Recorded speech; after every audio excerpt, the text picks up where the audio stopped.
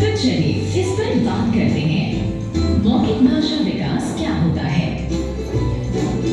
आमतौर पर हम मानते हैं कि मौखिक भाषा केवल सुनने और बोलने की प्रक्रियाएं हैं, लेकिन इन प्रक्रियाओं से गुजरने के दौरान हम बहुत सारी दक्षताओं में निपुण होते जाते हैं, जो आगे चलकर हमारे पढ़ने लिखने का आधार बनते हैं।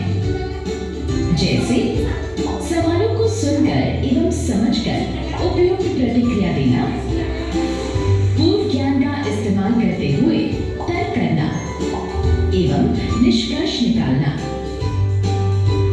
अपनी बातों को साझा करते समय नए नए शब्दों का इस्तेमाल करना और आत्मविश्वास के साथ अपनी बात कह पाना आदि। आइए अब हम मौखिक भाषा से संबंधित कुछ गतिविधियों को समझें। पहली गतिविधि है कहानी को हाव भाव के साथ मौखिक रूप से एवं पढ़कर सुनाना और फिर उस पर चर्चा करना। इस चर्चा में मैं 2 तरह के सवाल पूछती हूँ। पहला, तथ्यात्मक सवाल, जिनका जवाब सीधे सीधे कहानी में दिया हुआ होता है। दूसरा, उच्च स्तरीय चिंतन के सवाल, जिनका जवाब देने के लिए बच्चे सोचते हैं, अनुमान लगाते हैं, तर्क करते हैं और अपनी राय बनाते हैं। किसी कहानी पर 2 से 3 बार काम कर लेने के बाद मैं बच्चों को उसी कहानी को अपने शब्दों में सुनाने को कहती हूँ। सुनी हुई कहानी को अपने शब्दों में सुनाना एक उच्च स्तरीय कौशल है और बच्चों की पकड़ इस पर धीरे धीरे ही बनती है। इस तरह मैं दूसरी गतिविधि चित्र पर चर्चा में भी सबसे पहले तथ्यात्मक सवाल पूछती हूँ और बाद में उच्च स्तरीय चिंतन के कुछ सवाल पूछती हूँ। ऐसी चर्चाओं में रंगीन चित्र ज्यादा उपयोगी होते हैं। मैं कक्षा में बच्चों के दैनिक जीवन के अनुभवों पर भी चर्चा करवाती हूँ। इसके अलावा कविताओं एवं मौखिक खेल गतिविधि का भी उपयोग करती हूँ।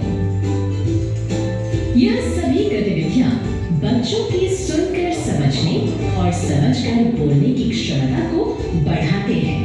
इन गतिविधियों के दौरान कुछ बातों का ध्यान रखना बेहद जरूरी है, जैसे बच्चों को भाषा सुनने और बोलने के पर्याप्त मौके देना, सभी बच्चों को गतिविधियों में शामिल करना, बच्चों को अपने घर की भाषा में बातचीत करने के अवसर देना, नए शब्दों को उनके संदर्भ में सिखाना, व्याकरण की अशुद्धियों पर ज्यादा जोर नहीं देना, कक्षा में भय रहित वातावरण का निर्माण करना ताकि बच्चे अपने मन की बात या सोच को बेझिझक साझा कर पाएं। किसी भी गतिविधि के शुरुआती दौर में मैं बच्चों को सोचने की प्रक्रिया करके दिखाती हूँ।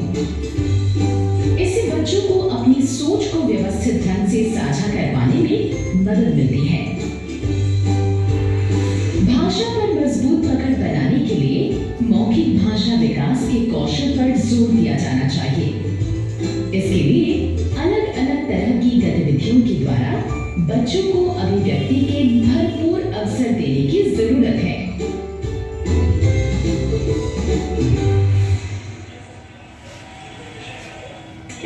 Did you know 74